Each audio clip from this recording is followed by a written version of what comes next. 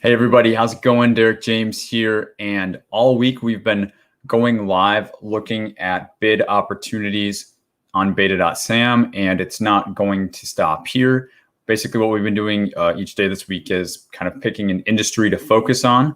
So today we're going to be focusing on a tree removal type bid because that's actually a recommendation, a request that I received from a previous video this week. And so I'm here to serve you guys. And so if there's any contractors out there, small business owners that are in tree removal, I actually did pull up and find a tree removal type and vegetation and some things included in that type solicitation that we can look at on beta.sam.gov live together today. And also, if you're on the replay, be sure to chime in the chat and the comments as well by using hashtag Team Replay. So if you are watching on live, you can also interact during the chat as we go through.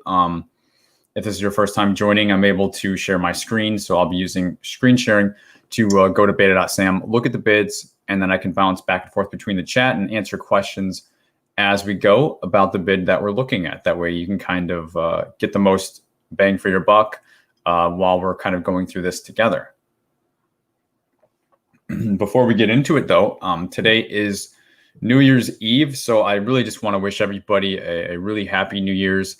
I don't want to get into anything about 2020 because we all know how it's been, and I think it's probably the most long-awaited New Year, probably of at least of my generation that I can remember.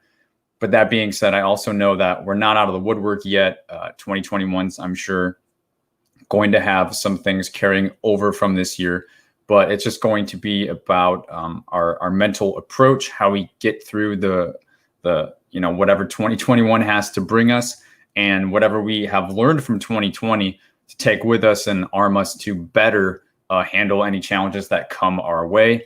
We always got to try to put a positive spin on things, you guys, and 2020 has been a year of growing, and that's really hopefully going to set us up in a better position for not just 2021, but it's the start of a new decade. So for the next 10 years or whatever we have going on in our business lives and everything like that. And I plan to be showing up, 10 times more than I was in this past year for you guys. I really want to, as you can see, I've invested some resources. I've got an office. I'm doing things like this live streaming to really, really help you as small business owners to get into the GovCon space if you're wanting to, or if you're already in the space. I want to help you guys win some contracts. I want you guys to win contracts as long as it's a fit for you. I don't think this is something everybody should do, but if it's a right fit for you, I would say definitely get in sooner than later, because there's a learning curve you have to go through either way, and I'm here to help you with that. So with that being said, again, if you are live in the chat, feel free to say hi to me. Clay says, Happy New Year. Happy New Year, Clay. Thanks for chiming back in, joining us during another live. I know that Clay was with us earlier in this week. And as I said, if you're just now joining today, we're going to be looking at a tree removal solicitation through a request and recommendation that we had earlier this week from another one of our members and viewers. So if you are watching this on replay and you have something that I haven't covered yet, your industry, you want to see me go through something that would be a good fit for you, let me know what that is in the comments or in the chat. Again, whether you're live or on replay, just let me know and I will make note of that. That's kind of how I'm doing these. I'm doing these for you. So I think we can, we're pretty close to being able to start now. I think we got all of the administrative stuff out of the way.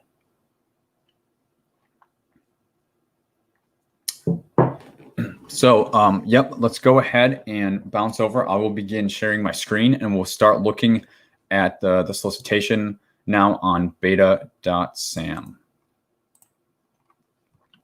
So this is titled Gate, Prune, Remove Hazardous Trees. So there's going to be reasons that trees need to be removed. And, we're going to find that out probably in any different bid that we go. They're not just going to be cut and dry. So for this case, we're already getting a sense that the trees are kind of problematic. They're causing issues. So they're going to need them removed. So that gives us a little bit of information about the job right out of the gate here. This is for the National Park Service which is with the Department of the Interior. This was due just last week. So again, when I'm doing these, I'm doing them within a month of recency. So December 22nd, this was due. So it was fairly recent, but it has expired. And this is another total small business set aside with a landscaping services NAICS code in case you're in this industry and you're trying to find the appropriate NAICS code for you. One of the best methods that I recommend is go and use the keyword function in beta.sam and then see what search results are pulled up based on a keyword. Maybe you type in like tree trimming or timber or something like that. Then go into an actual solicitation and see what NAICS code contracting is using. It's kind of a good, helpful way to back into NAICS codes if you're having trouble finding some. Use it this way to find what NAICS codes contracting is using by opening up the solicitations that pull up based on a keyword. So again, you may not expect landscaping to be used for tree trimming because it's a different thing, but there's different categories, and some categories are not as deep as others. And this is kind of like landscaping is kind of like an umbrella type of NAICS code that they'll put a couple of different services underneath. So I hope that makes sense. If you're ever having trouble with NAICS codes, you could try something like that out. I'm quickly seeing here that there is a number of attachments, and I like showing you guys stuff that's not always so easy, because even still, when I look at something like this, I kind of glaze over a little bit, roll my eyes. I'm like, Jesus, how many, and I've seen some with a lot more attachments in this, but it's like, really, we have to go through like 10 different attachments or however many are here. But we just got to plow through it, and you're going to find that they're not typically as bad as you think they are. But let's just see what we're working with. We have a solicitation doc. Just by the title, I can tell this. It says solicitation. And then here we have a solicitation amendment 1, it says. Then we have a revised statement of work. Then we have solicitation amendment 2. Then we have vendor's questions with answers, solicitation amendment 3. So lots of amendments. Then we have a revised drawing, probably a map or something. Then we have solicitation amendment 4, and then we have a revised statement of work once again. So they didn't give us a whole lot in the description here. They're just talking about the amendments that we just saw. We do see that this is for the Fort Tompkins roof and counter scarp vegetation clearing at Gateway National Recreation Area, Fort Wadsworth, Staten Island, New York. That was a mouthful, but it gives us, I guess, a slight idea of a geographic location of kind of what we're looking for. And we can also see down at the bottom this history. What this history tells you is changes that have been made to the procurement kind of since the beginning. So starting November 30th, you can see there was the original solicitation.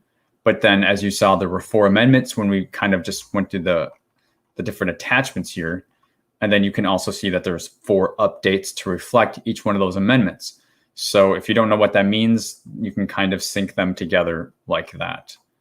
Linda Richardson is our point of contact on this, contracting officer, contracting specialist, to whom you're going to be submitting your response to. And also, if you have questions, looks like they've already had some, well, this has already passed. So they did have some questions and answers already take place. So before I start opening attachments now, I'll just bounce back to the chat, make sure that you guys are doing well. Lala with love, hello, happy New Year to you as well.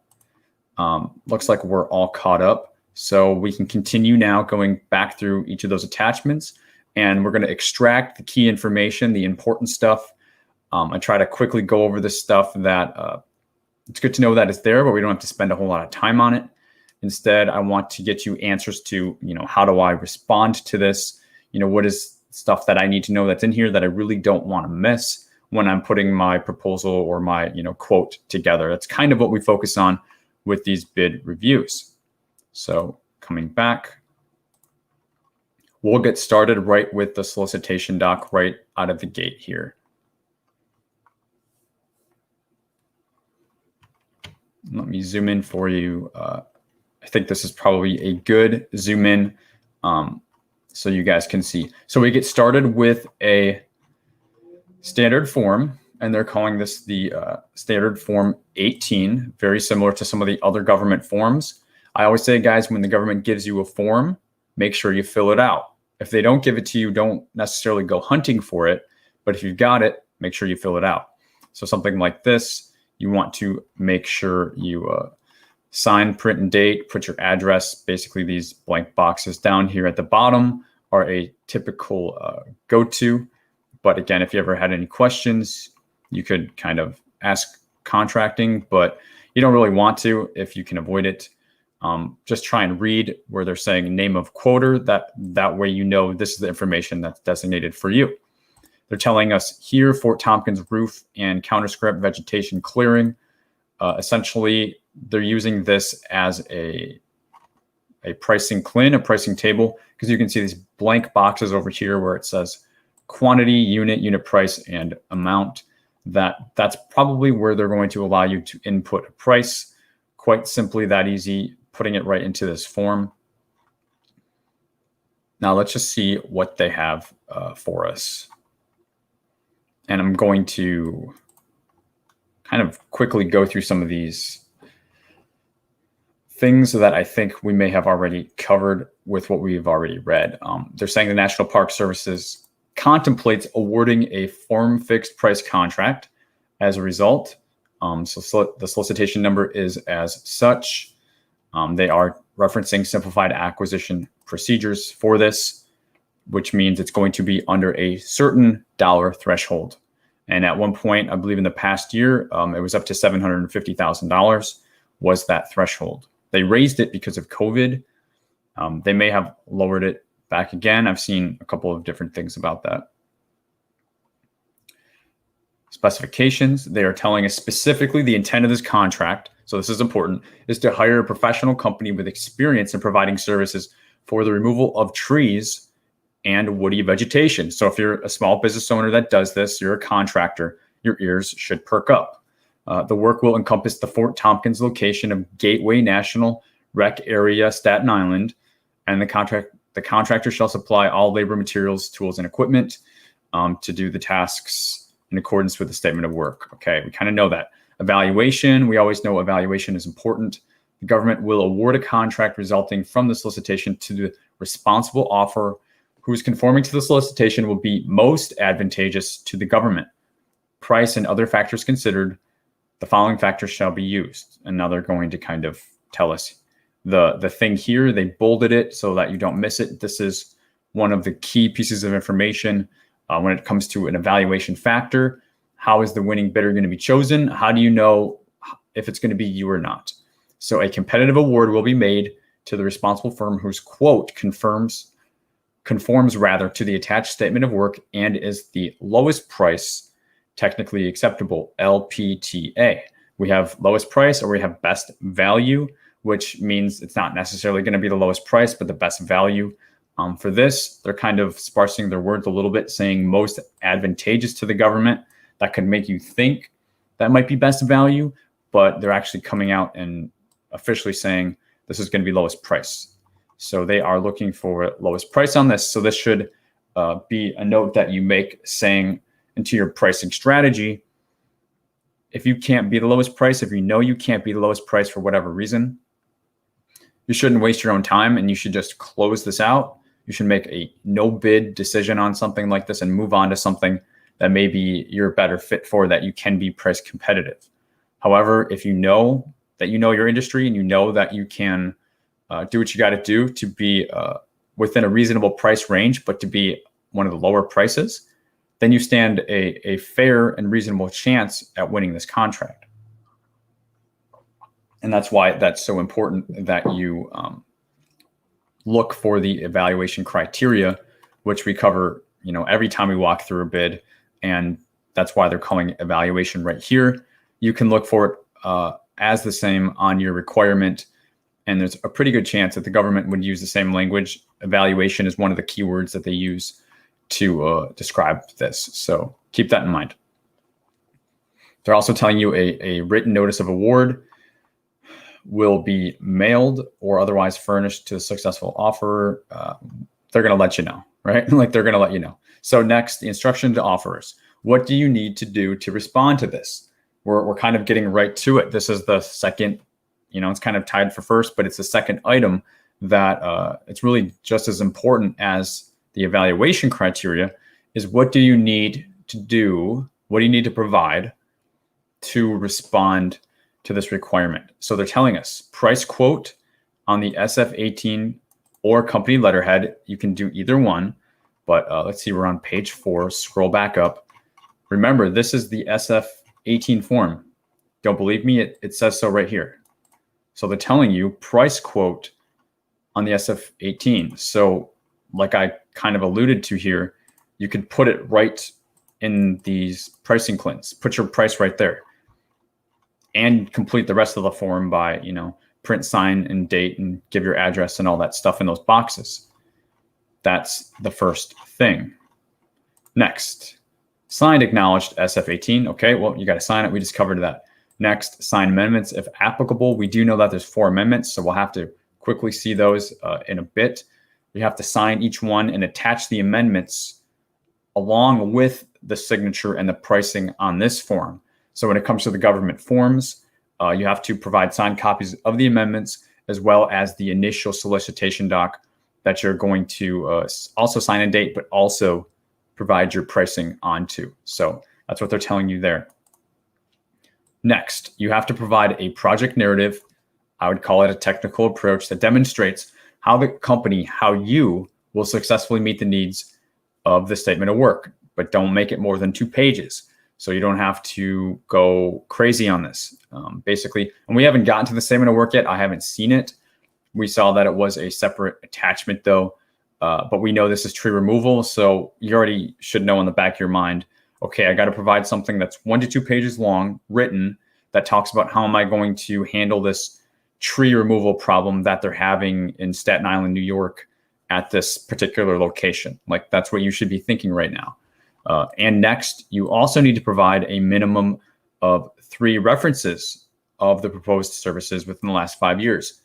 So projects that are similar in scope, which is the work, and magnitude, which is the dollar value, to what you estimate this to be. Provide 3 past performances, including basically they're saying next a point of contact for that reference. So name, phone number, email, what have you. That is the list. So signed SF18 form, acknowledge the amendments, put your pricing on there, write a 1 to 2 page document talking about your technical approach, and then also 3 past performance references. So this is fairly rather inclusive and comprehensive of what you would see, because typically on a full-blown RFP, a proposal, you would see a technical approach, you would see past performance and pricing. Whenever you kind of like don't know what to do or you're coming into it, those are the 3 main ones that they could ask for. It might be less than that, but for this, it's very clear that they're asking for all 3: pricing, past performance, and technical. You want to make sure that, again, you use the government forms, and anything that you're writing on like a Word doc, you put it on your company letterhead, you have a cover page, something like that. Put the solicitation numbers on it, all that good stuff, so that it is a professional document. You could even mark them as like volume 1, 2, 3. The government sometimes requests that. And then also keep in mind, you want to do something like a Times New Roman font, size 12, just so the government doesn't have any issues with your response submission. So let me come back to the chat and check in with you guys. We've spent a little bit of time on this, and I just want to make sure you guys are still with me. Mia Leonard, hello, Mia. How are you doing, Mia? I remember we had a chat a long time ago. I have not forgotten you. I haven't forgotten most of my people, actually. So anytime somebody hops on YouTube that we've been able to have a chat before, I absolutely love that. So Mia, definitely happy to see you. And Mr. Bond, great information. Thank you so much. And thanks for watching me live and joining here in the chat. If you have any questions about what we're going through, guys, and you're watching this live, just let me know in the chat. And like I said, I'll be bouncing and I can kind of answer that If not, you're just kind of, you're watching the movie, you are, being educated or entertained, pick your poison, and you're enjoying it, then just keep doing what you're doing. That's great, because I'm doing great with this as well. So let's just get back to it. But for those of you who are just joining and you missed kind of the beginning intro, we're focusing on tree removal bids right now, because that's the focus for today's bid reading. And it was a request that I received a couple of days ago. And so I'd like to do things off of requests instead of just being selfish and picking things that I like. So I did want to make sure I did something for this individual who chose this. So that's what we're focusing on today. That's what's going on. All right, so make sure my screens are good also. Okay, looks like we're good. So we just went through the evaluation, which is, where did it go? Did I lose it? And that's another thing. You can always use your Control Find, Control F. I use it all the time when you're going through these documents. If you know the keywords, evaluation and instruction, or instruction to offers, are two great different keywords that I highly recommend, because they use it, I would say 80% of the time in these solicitations. It can get you to the key information really quickly instead of having to read through everything. And then you can kind of come back and read through the other stuff. But we covered evaluation. We learned this is lowest price. And then we also covered the instruction to offers, what you have to put together in a response, which is essentially it's going to be signing the government forms, 2-page technical, and a past performance, and your pricing. So it's kind of where we're at and where we left off. And again, you're going to submit those electronically to Linda Richardson. And let's see, contract administrative data, that's all good. So you're probably going to see me kind of scroll a little bit more quickly now, because we kind of hit the two most important areas right out of the gate. So that's why I spent a lot of time there. But this is the statement of work. This is where you'll find the details of the work that's being done. This is important for you to know if you get the award for exactly what you need to do, and kind of like what performance metrics you need to hit, things like that. And also when you're putting your pricing together on the front end, so that you make sure you price it appropriately in case you do have to do the work. You didn't leave anything out. You didn't miss anything. So that's a lot of what the statement of work will tell you. It's a very helpful area, and it's in all the contracts. It's called statement of work or performance of work statement, PWS, SOW. So let me just see if there's any. So they're telling us the objectives of this project are to remove trees, vines, underbrush from the vegetated roof. So, okay, now I'm picturing a roof. It's probably, on a tree line or something like that, but there's like a lot of stuff growing on it, and it's probably causing a hazard to maybe have too much weight or something like that on the roof, or maybe it's causing a lot of water to be trapped up there, and that's causing a hazard. Use your imagination on why they would want this out, but they're telling us most of the trees on the vegetated roof are small, 1 to 5 inch. So, I mean, maybe there's trees actually growing on the roof. Maybe like saplings have fallen and there's like compost up there from the leaves and whatever, and it created like a perfect environment for stuff to grow out of. I'm sure you've seen where roofs will sometimes have vegetation on them that aren't supposed to be there. So now we're really getting a picture of kind of what's going on. But that doesn't, okay. And they're also talking about tree branches. So I was expecting kind of like big trees, and maybe there are big trees, but they're talking 1 to 5 inches. So that's more of like sapling removal than tree removal. But I don't know. We'll see what it says. Before woody vegetation removal begins, contractor is going to survey the site and the surrounding area. Probably going to herbicide work. Quickly go through this. So they're talking about spraying for vines and things like that too. Waste removal, all tree trunks, limbs, and cut brush shall be removed from the site. So you also have to take the stuff off the site. You got to make sure that you price for that for trucks, but they are talking about tree trunks and things. of that nature. So I do believe that there would be some entire tree removal probably happening, which is what the point of this bid was, or this video was supposed to be. So it looks like we are still on track with that. It's not just cleaning vegetation off of a roof. Safety plan delivery. Place of performance is for Tompkins. Period of performance shall be 365 days. So you have 1 year from the issuance of your NTP, which is your notice to proceed. And let me see here.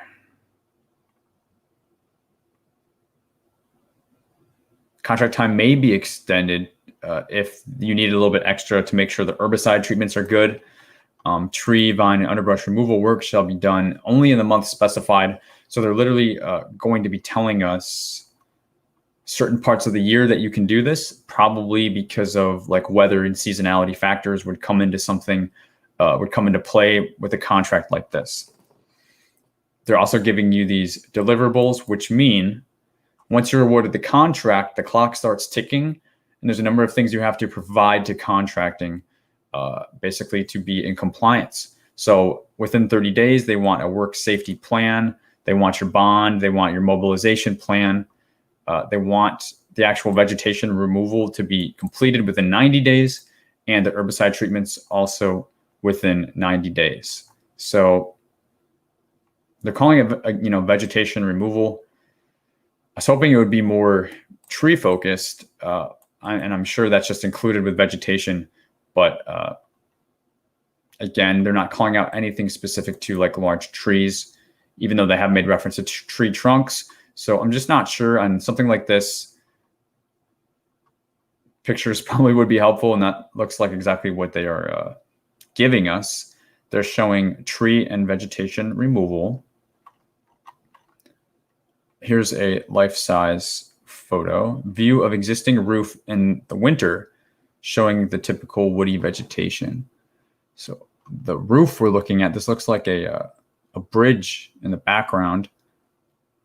And then it looks like there's is it this building right here? Because that's tiny. And okay, I see something here with the trees growing alongside of it, that those would need to be removed. So this is really interesting. Typical woody vegetation on the roof. But this doesn't look like it's on the roof. So it's interesting. The parade grounds can be seen on the right in this view. Okay, got it. So the pictures really do say somewhat. They don't answer all of my questions. I'm sure you as a contractor, as a small business owner who does this, you might have some more questions yourself as well.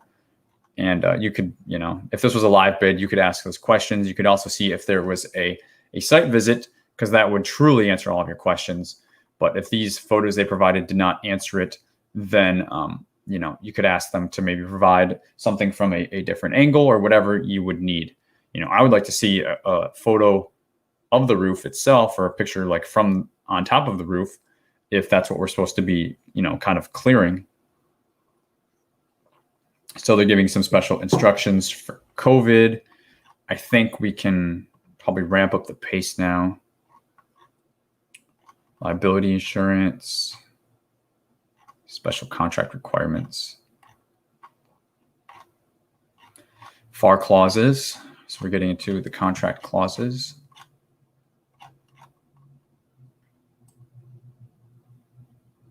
Here's your covered telecommunications. So, some representations, some boxes you'll have to check. Also, when you submit this and complete this form as part of your response, you have to make sure you do the reps and certs, representations and certifications as they call them. That's what a lot of this is, with these little boxes that you have to check. And that's why I kind of quickly go through them. And then it looks like lastly, we're going to end with a wage determination.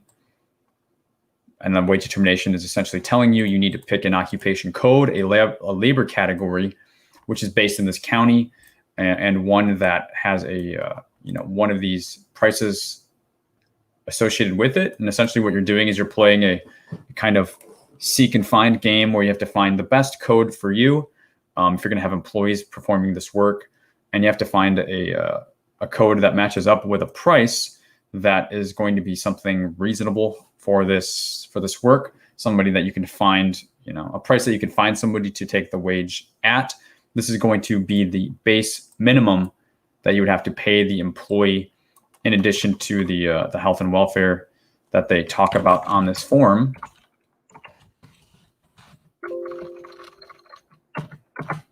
My Control F is not going to work. I can see that. But they talk about it. It's around $4.54. You have to pay them that plus this minimum amount, and also make sure that you count for 2 weeks, 10 days rather, paid holiday and vacation. So that should help you with your pricing. This is what I was trying to find. So the $4.54 and then the vacation and the holidays. This really should build your pricing. You should work backwards from this. And then after that, you add your G&A overhead, employer type taxes and your profit on top of all that. So you want to keep all that in mind. That's pretty straightforward, standard for a professional services type contract. So that's a lot of the main stuff that we have in a solicitation doc. And those of you who have been watching during this week or even on previous bids, you can see something like tree removal, vegetation removal may be so different than like janitorial services, something we looked at earlier. But you can see that really like 75, 85% of the information, it's the same, which is why I like doing different flavors so that I can show you, guys, these all pertain to you because they all have a statement of work. They all have, a lot of these sections, a lot of them have a standard form. A lot of them have a wage termination. So, it's good that you start figuring that out sooner than later. I'm going to kind of switch screens here, just take a break because we do have those other forms to get through, but they're probably going to go much, much faster because they're amendments. Amendments are only a couple pages long. You'll have to see what the change was, sign and date, acknowledge the amendment. Like I said, make sure you include those in your response. So it's very possible when you're emailing the contracting officer, you're submitting your response, that you have 4, 5, 6, 7 documents, in your response. Sometimes it's just one, sometimes it's 10, So just so you know, realistically, this is definitely within the realm of the norm to have like 4 or 5 or 6 documents that you include in a response. That's totally normal. Totally cool. Excuse me. So yeah. Also, on a side note, if you guys have anything going on for New Year's Eve, let me know so I can kind of live vicariously through you tonight, because we were planning to go see some fireworks and see some outdoor stuff because the weather is really nice down here in Alabama. But with it being nice, that also means you get storms. And now we're anticipated to get some nasty storms tonight. So we are, everything got canceled. So we might just get a pizza and, kind of stay in some more like we've been doing all year because of COVID. We can't really go out and do anything fun. We were looking forward to be able to get out and at least like look at fireworks from a car or something like that to get out of the house. And it looks like we're not going to be able to do that. So if you're doing anything fun for New Year's, let me know. But you may be in the same boat because I guess COVID's affecting all of us, right? But yeah, I'd like to live vicariously through anybody who's got anything fun and exciting kind of going on. So it looks like we are still doing good. Hey, Florentina's here in the chat. Should I be including a capability statement with every submission, even if it is not mentioned for submissions? Florentina, I hope your response went well yesterday. I hope that you were able to get everything that you needed to respond. I have confidence that you did. And this is a good question. Should I be including a CAPE statement when I respond, even if they don't ask for it? Good question, and it kind of gets into what is the purpose and what are the ways that you should be using a CAPE statement. So to answer your question in short, no, you should not. If they don't ask for a CAPE statement, you should not include it in your response. And furthermore, they very rarely ask for a capability statement in a actual solicitation response, an RFP or an RFQ. So I never, include a CAPE statement in a proposal response or a quote response. I just don't include it. It's kind of just like extra. It's like fluff. They're getting a lot more details from you in your response itself so that they don't need the capability statement. So I actually wouldn't ever include it unless they specifically asked for it. And I very rarely see that.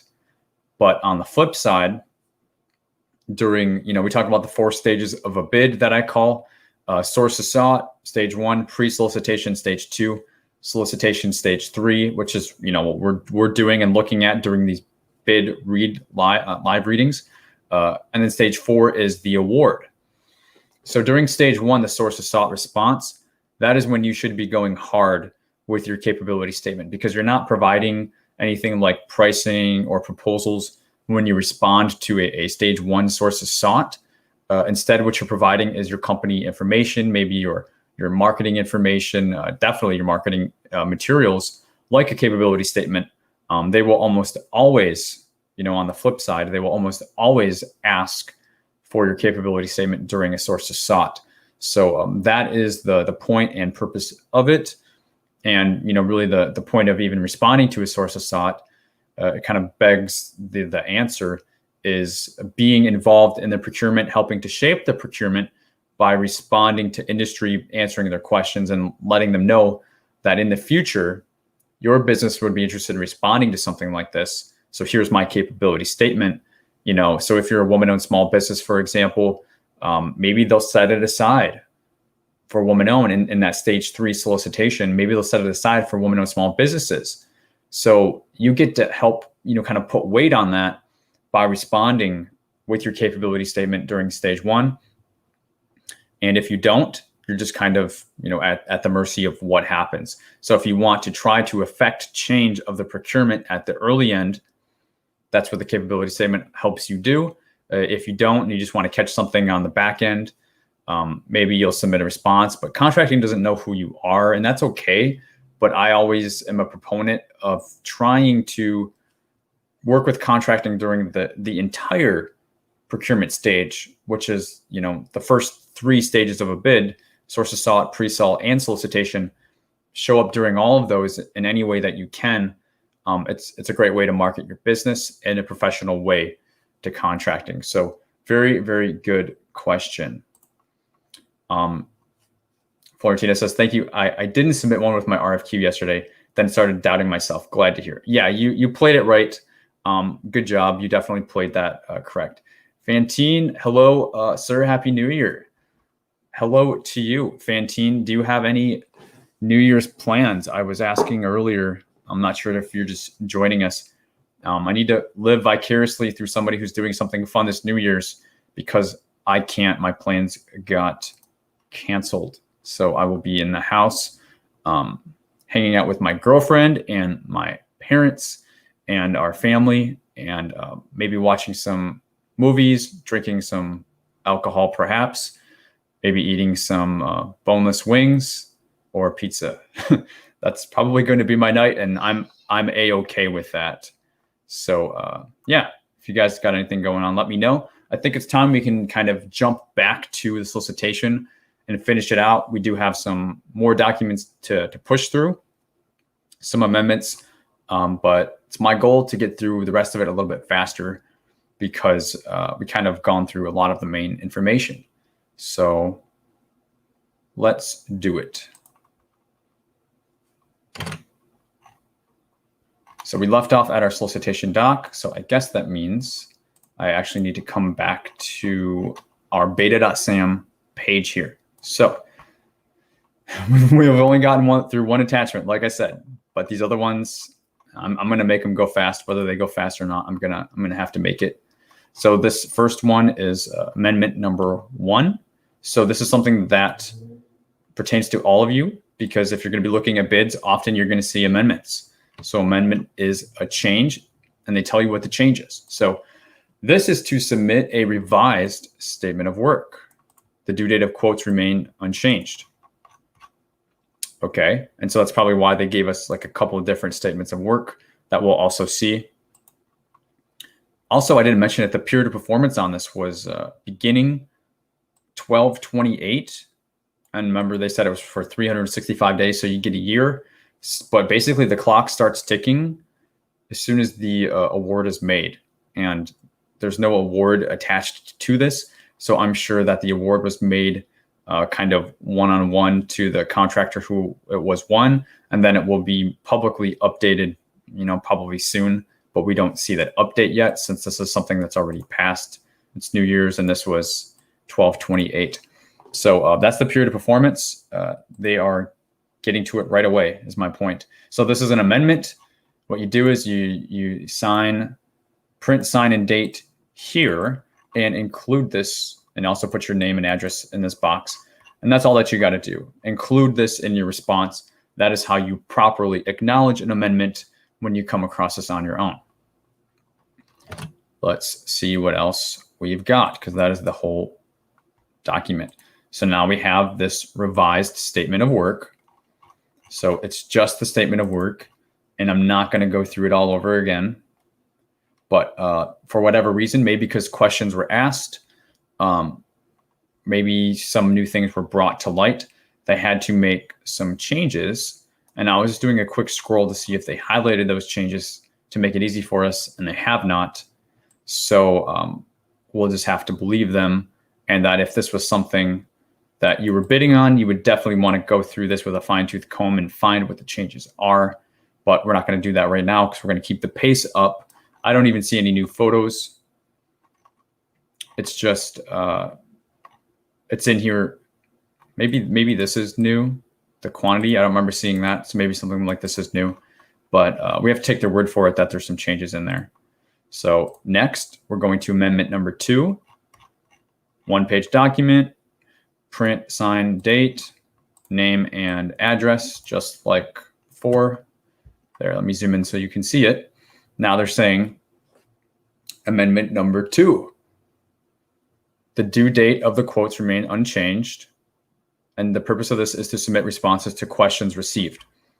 So we're going to see, this is what this vendor questions with responses. So basically, when they make changes to a document, that's called an amendment. So they're going to do a change document for it, which is the amendment itself, a notification. And then they're also going to give you the document that has been changed, which is, this is not actually changed, but it's a Q&A. It's a new document. So there were 4 questions asked, and the government provided the answers to those questions publicly. One of the questions was, what is the weight limit on the top of the roof for equipment use? Sounds like a good question. Next, was there specific equipment used on top of the roof in the past? They're saying other than chainsaws, none of that we know. So it's just a chainsaw job. Is undergrowth considered trees, sapling, weeds, etc., down to the grass? And they're saying yes. All woody plant material, only herbaceous plants should be left. And then lastly, who was the last contractor and the amount of the last work performance? So you can ask this question. You may not always get a answer, but as a tip for you all, if you're submitting questions, always ask, has this been done in the past? Is there an incumbent contractor on this? And if so, what was the dollar value of the previous contract? You are allowed to ask that question. For sometimes they don't always answer it for certain reasons, but I would say more than half of the time they do. The answer was, we have been unable to find this information on a previous contract. Judging by the photos taken in 2012, assuming now that those photos that they're showing, I hope the photos that they showed us were not in 2012, because that vegetation is probably going to be a lot bigger than it was 8 years ago. It was likely done on the roof of the fort around 2010. The woody vegetation has been allowed to grow since it was taken over by NPS in 1994. So my goodness. If I'm bidding on this, I want a site visit. Like I want to see this, or I want better pictures. I'm sure if you were in this field, you probably would as well. I wouldn't feel super comfortable putting a price on something like this with just unknown information. Seems a bit risky to me, but next we have the third amendment. So you can see we're going through these much quicker now. So this next amendment is to submit a revised vegetation removal plan. Again, the due date remains unchanged. So let's see what that is. That's the next document. 1 page. Work vehicles may access the space between the fort. Any damage to the turf shall be repaired. Got it. Total area of the woody vegetation removal, they're saying, is 3.6 acres. And that's a lot. So yeah, there's definitely going to be tree removal in here. Absolutely. And they're saying some trees within here will be marked with ribbons. So don't cut down the ones that have ribbons on them. Also remove vines from the stone roof. So they're talking about this whole area. Like, I thought they were just talking about a roof, but they said 3.6 acres. Woody vegetation within the outlined areas shall be removed. Yeah.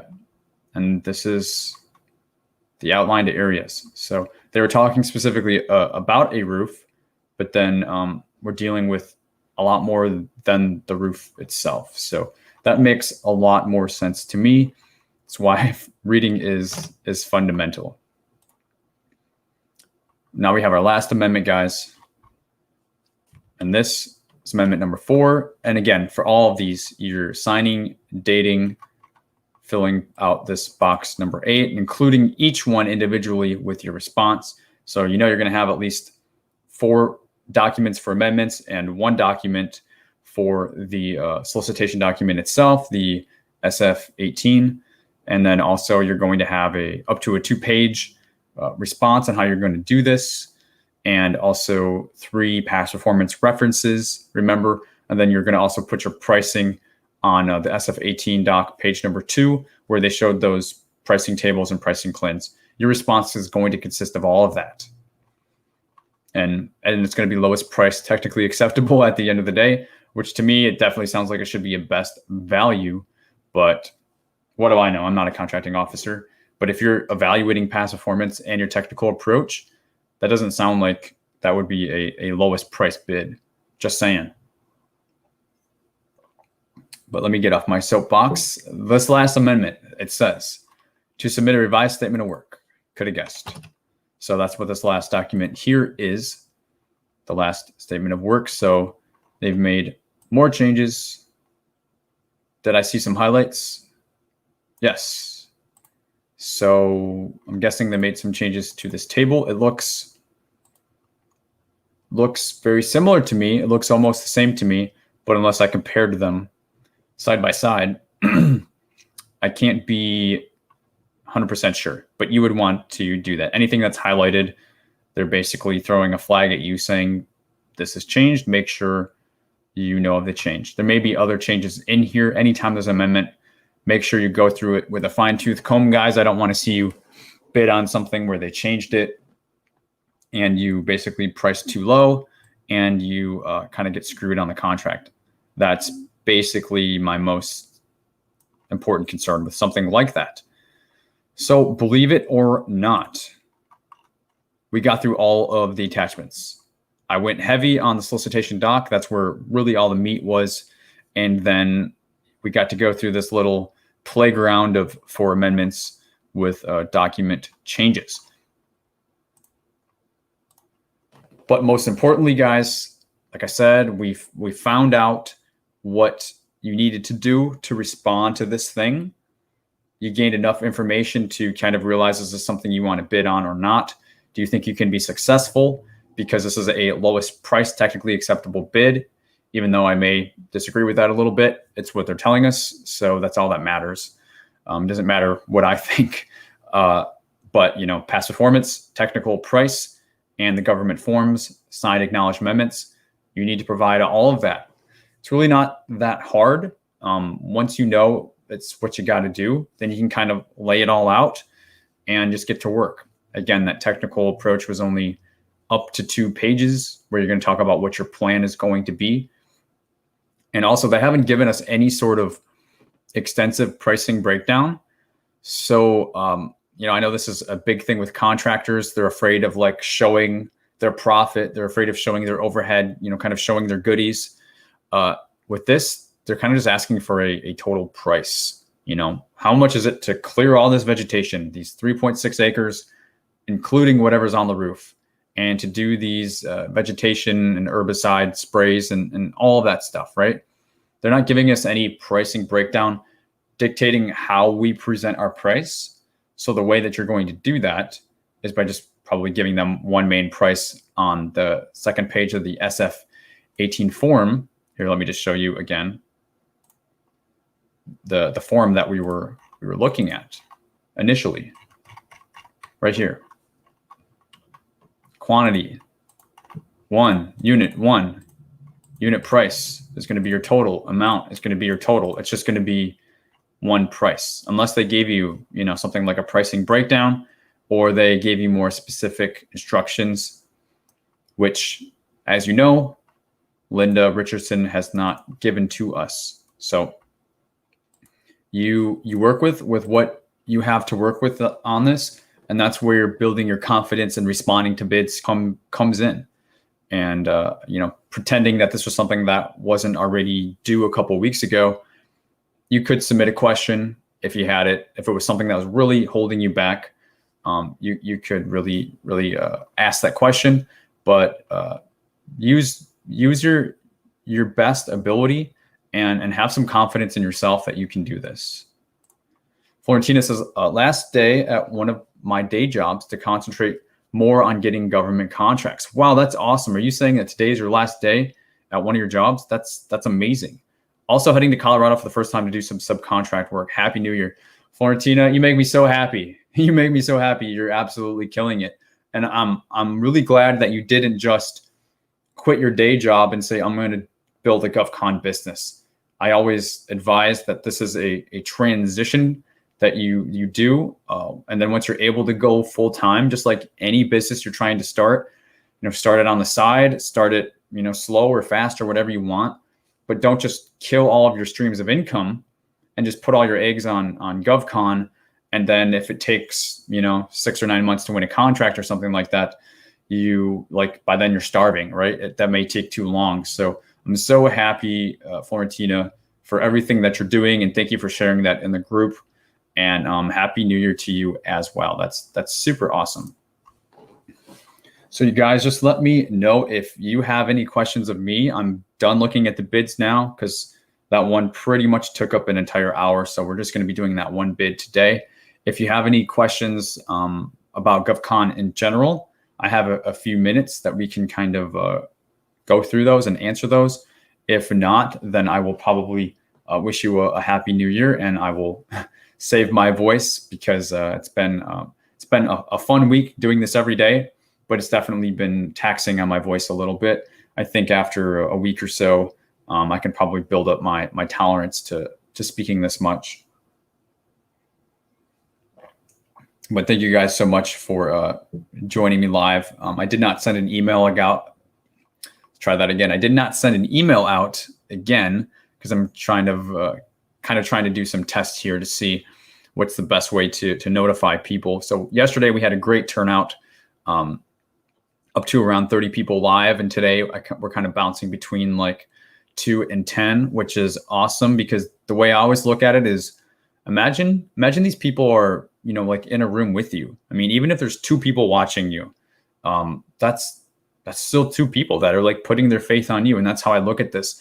So I really don't get caught up in the numbers too much, but I just don't want anybody to be missing out if they want to take advantage of the time that we have together live because they don't know about it. I don't want anybody to not know about it. So it's kind of, why I didn't blast out the email for all of them. And we were doing testing earlier this week, troubleshooting the system, and I didn't want to make a big mistake in front of a bunch of people. But yeah, I mean, even having a smaller turnout is still awesome. Sometimes we can get, more intimate in the questions and more focused. So I'm all good with whatever. So looks like we are good on the chat. I don't see anything else coming in, guys. So happy New Year's to you. Whether you're watching this live or on replay, if you're new to my channel, welcome. Government contracting is all that I do. So if you're in GovCon or you're looking to get into, selling your goods and services to the government, consider subscribing to my channel, because GovCon is all that we do here. It's all that I talk about. And I do this full time as a GovCon coach.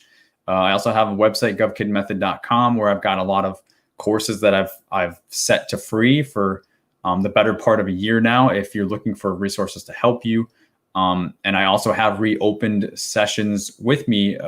If you want one-on-one support, I have a limited availability for students to, kind of do one-on-one sessions through Zoom using, software and technology like this. You can find all that on my website, GovKidMethod.com, if you're looking for resources to get help. So actually, I do have a couple of questions in the chat that just came up before I sign off. So I'm happy to answer those. So Fantine said, "Sir, if you can make solicitations on IT equipment and tell us how NAICS codes work." Okay, yeah, I'll definitely keep that in mind. IT equipment is definitely something the government buys, so I can definitely touch on that. And then Royston says, "How do I get a session with you as a beginner?" Again, Royston, if you go to my website, GovKidMethod.com, I have open limited sessions back up. You will see an option for Zoom sessions on there, and there's a whole page with all the details if you're interested in doing something like that. If not, I've got a lot of free resources for you there as well. And you can also take advantage of the time we have together when I go live, because I'm really trying to stress, Florentina did a great job yesterday. She said, "Hey, Derek, if you guys didn't see it yesterday, she said, hey, I'm responding to a bid live today." And it happened to be the same type of stuff we were covering, janitorial, the same industry.